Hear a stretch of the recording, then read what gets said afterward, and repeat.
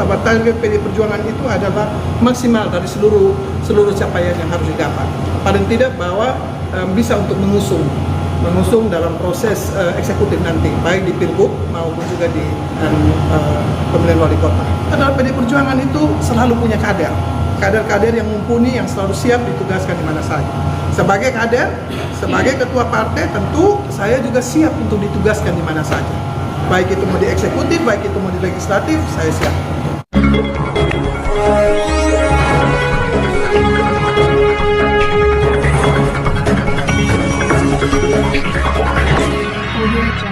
Sekarang semua kita punya harapan, punya kalau bilang ambisi untuk silakan kita bertarung. Tapi yang tadi yang saya bilang, mari kita ajak malah partai politik harus menjadi bagian dalam proses pembelajaran politik pada masyarakat, ya, edukasi, sosialisasi, supaya di dalam proses ini kita ada pada proses yang lebih kondusif, ya. Tetapi sama, semua partai pasti punya keinginan untuk berebut. Kuncinya kan di kerja keras. Silakan. Target PDIP sendiri berapa? Saya tidak menyebutkan target PDIP itu berapa karena masing-masing berbeda, ya. Tapi yang saya sampaikan itu bahwa target PD Perjuangan itu adalah maksimal dari seluruh capaian yang harus didapat.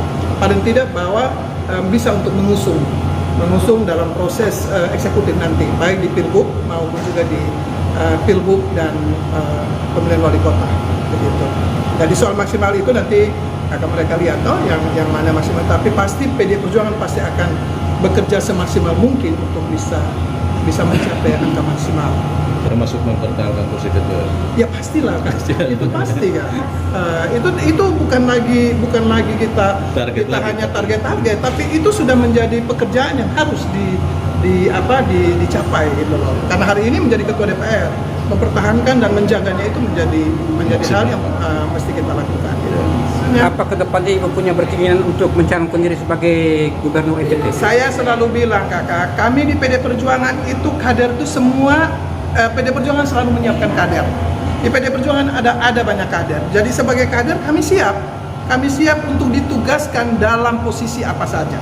Itu yang penting di kami, ya. Tetapi yang utama itu adalah PD Perjuangan itu selalu punya kader yang mumpuni, yang selalu siap ditugaskan di mana saja. Sebagai kader, sebagai ketua partai, tentu saya juga siap untuk ditugaskan di mana saja. Baik itu mau di eksekutif, baik itu mau di legislatif, saya siap. Tapi prosesnya sekarang itu adalah kami sedang berproses di legislatif. Tadi yang kita bilang, angka-angka yang maksimal itu yang ingin kita capai. Kalau angkanya pas-pasan terus ribut mau maju, ini juga itu orang bilang yang merindukan punggung merindukan bulan gitu, ya.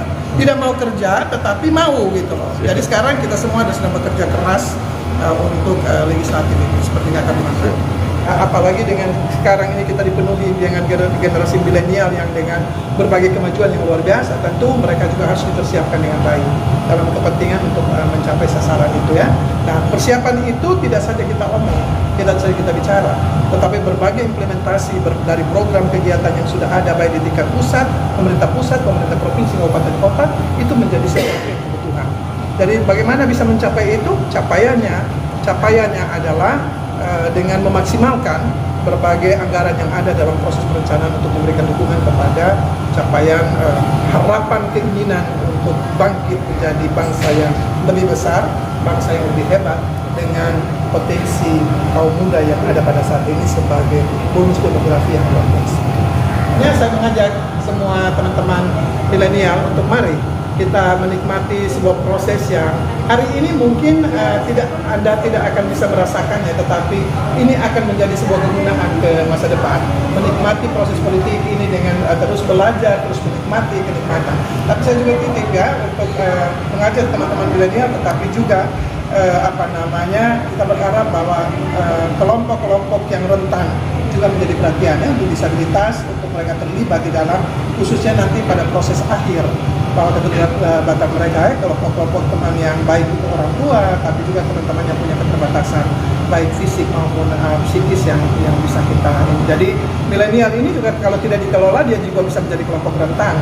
Makanya dia betul-betul harus menjadi kekuatan. Tadi kita bicara kebangkitan nasional, mereka ini yang kita harus jaga karena mereka adalah pewaris masa depan yang hari ini kita semua harus meninggalkan legacy yang baik untuk mereka percaya bahwa politik itu sesuatu yang baik, sesuatu yang indah, tapi politik itu juga menjadi tanggung jawab dari teman-teman milenial untuk mereka berjalan ke depan.